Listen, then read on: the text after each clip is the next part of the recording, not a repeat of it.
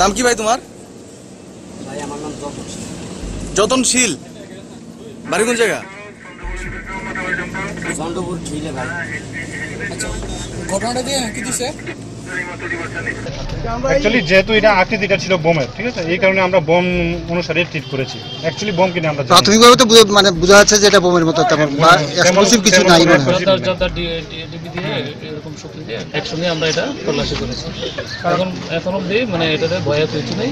আমাদের ডগ দুটা, একটা ডগ তারপর সিগন্যাল দেয়নি, তারপর আরেকটা ডগ আমরা প্রোভাইড করেছি, ওটাও এক্সপ্লোজিভের কোনো সিগন্যাল দেয়নি। দ্যাট মিনস এখানে কোনো ভয়ের কিছু নেই এবং আমাদের ইকুইপমেন্টসও এরকম কোনো সিগন্যাল দেওয়া হয়নি।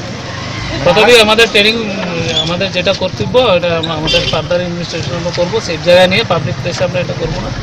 তারপর আপনাদেরকে আমরা এটা বলে দিই।